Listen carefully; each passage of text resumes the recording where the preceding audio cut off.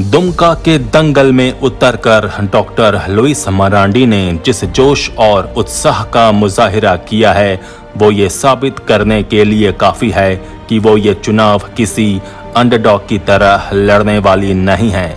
लेकिन वो जानती हैं कि दुमका का उपचुनाव उनके 4 दशक लंबे राजनीतिक करियर का संभवतः सबसे कठिन चुनाव साबित होने वाला है, क्योंकि इस बार उनका मुकाबला एक ऐसे प्रतिद्वंदी से है जिस पर वार करने के लिए उनके तरकश में बहुत अधिक तीर नहीं है।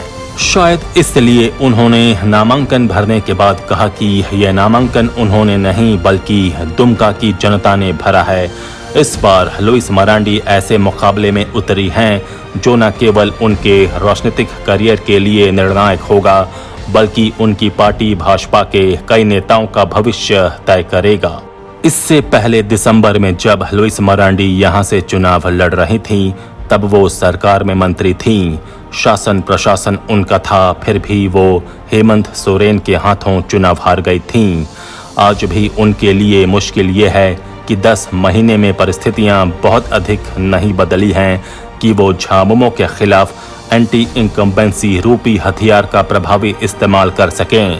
इसलिए उन्होंने पहले कदम से ही दुमका के साथ भावनात्मक रिश्ता स्थापित करने का प्रयास किया है। लुइस की मुश्किलें यहीं खत्म नहीं होती बल्कि उन्हें अपने घर के अंदर बह रही विरोध की धारा को भी रोकना होगा ताकि उसकी धमक बाहर नहीं सुनाई दे। दुमका के दंगल में लुइस मरांडी के सामने पेश होने वाली चुनौतियों का विश्लेषण करती आजाद सिपाही पॉलिटिकल ब्यूरो की खास रिपोर्ट। आजाद सिपाही में आपका स्वागत है। मैं हूं राकेश सिंह। दुमका विधानसभा सीट के लिए होने वाले उपचुनाव में उतरते हुए भाजपा की प्रत्याशी डॉक्टर लुइस मरांडी ने जब कहा कि ये नामांकन उन्होंने नहीं बल्कि दुमका की जनता ने भरा है, तो इसके साथ ही ये साफ हो गया कि वो इस चुनाव को कौन सी दिशा देना चाहती हैं। नामांकन भरने के बाद उन्होंने दुमका की जनता से भावनात्मक रिश्ता कायम करने की कोशिश की और कहा है कि इस चुनाव में दुमका की जनता अपने साथ हुए छल का जवाब देगी। लुइस मरांडी के इस बयान से साफ हो गया है कि वो ये चुनाव ठोस मुद्दों की पिच पर नहीं बल्कि भावनाओं की रेतीली जमीन पर लड़ने वाली हैं। शायद इसलिए उन्होंने इस चुनाव को दुमका की बेटी बनाम नेता का बेटा की संज्ञा दी है। जहां तक चुनावी प्रदर्शन की बात है तो लुइस मरांडी के लिए चुनाव मैदान में उतरने का ये चौथा मौका है। 2 बार उन्हें पराजय का मुंह देखना पड़ा है और 1 बार उन्हें दुमका के मतदाताओं का आशीर्वाद मिला है। लेकिन 2014 से 2019 के बीच के अपने कार्यकाल के दौरान लुइस मरांडी ने दुमका के लिए क्या किया, ये 10 महीने पहले चुनाव में साबित हो चुका है जब उन्हें जनता ने खारिज कर दिया था। पिछले चुनाव में उनकी पराजय का एक मुख्य कारण स्थानीय स्तर पर पर्याप्त समर्थन नहीं मिलना था। दुमका में भाजपा की स्थानीय राजनीति में लुइस मरांडी को आज भी पर्याप्त समर्थन नहीं मिल रहा है। ये बात दुमका और गोड्डा के सांसदों की नामांकन में अनुपस्थिति से साबित होती है। इसलिए लुइस मरांडी को ये मान लेना चाहिए कि इस चुनावी वैतरणी को उन्हें अपने राजनीतिक कौशल और प्रदेश स्तरीय नेताओं के समर्थन से ही पार करना है और प्रदेश स्तरीय नेताओं की भी राह अलग अलग है। इस बार दुमका में केवल लुइस मरांडी के राजनीतिक भविष्य का फैसला नहीं होगा बल्कि भाजपा के प्रदेश अध्यक्ष दीपक प्रकाश के नेतृत्व और लंबे समय बाद पार्टी में लौटे बाबूलाल मरांडी की स्वीकार्यता की भी परीक्षा होगी।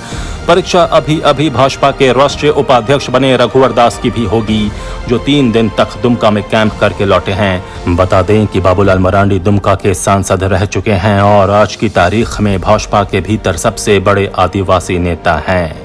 दुमका के मतदाताओं में उनकी कितनी पैठ बची हुई है ये भी इस चुनाव में तय हो जाएगा।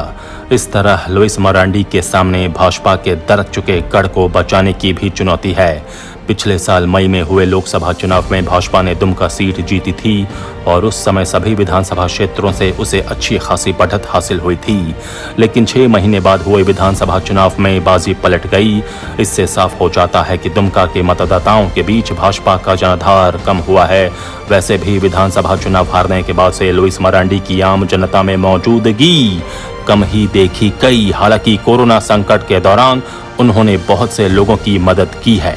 इसके बाद लुइस मरांडी की सबसे कठिन चुनौती ये होगी कि वो अपने प्रतिद्वंदी के खिलाफ मतदाताओं को कुछ बोल भी नहीं सकती है, क्योंकि झामुमो ने जिस बसंत सोरेन को मैदान में उतारा है उनका ये पहला चुनाव है। लुइस मरांडी के साथ भाजपा के सामने मुद्दों की कमी का संकट भी है। यदि भाजपा एंटी इनकम्बेंसी की बात करती है तो फिर वह खुद सवालों के घेरे में आ सकती है, क्योंकि अभी तक इस सरकार का कोई भी काम इतना विवादित नहीं हुआ है। तब लुइस मरांडी के पास एकमात्र विकल्प यही बचा है कि वो भावनाओं का कार्ड खेलें। दुमका और संथाल की पहचान के साथ खुद को जोड़कर वो मतदाताओं के दिलों में पहुंच सकती हैं, लेकिन इसमें उन्हें अपनी पार्टी के स्थानीय कार्यकर्ताओं का भरपूर समर्थन चाहिए होगा। ऐसे में लुइस मरांडी चुनाव आते आते स्थानीय कार्यकर्ताओं को अपने पक्ष में काम करने के लिए कितना तैयार कर पाती हैं, ये देखने वाली बात होगी। कुल मिलाकर लुइस मरांडी ने दुमका के दंगल को रोमांचक तो बना ही दिया है। वो जानती हैं कि ये चुनाव उनके राजनीतिक करियर के लिए निर्णायक है, इसलिए वो अभी से ही जी जान से जुट गई हैं। दुमका उनका कार्यक्षेत्र रहा है और यहाँ के मन मिजाज को भांपना उनके लिए बहुत मुश्किल नहीं है, लेकिन दिसंबर के चुनाव का अनुभव उनके लिए बड़ा सवाल बनकर सामने खड़ा है। उस हार का बोझ वो जितनी जल्दी उतार कर फेंक देंगी, उनका चुनावी सफर उतना ही आसान हो जाएगा। अब देखना यह है कि दुमका के दंगल में लुइस मरांडी इस बार क्या कमाल दिखाती हैं। आजाद सिपाही में अभी इतना ही। खबरों की और भी अधिक जानकारी के लिए आप पढ़ते रहिए अपना लोकप्रिय दैनिक अखबार आजाद सिपाही। आप हमारे इस YouTube चैनल को ज़रूर सब्सक्राइब करें। आप हमारे इस Facebook पेज को भी ज़रूर लाइक करें। जुड़े रहिए आजाद सिपाही के साथ। धन्यवाद।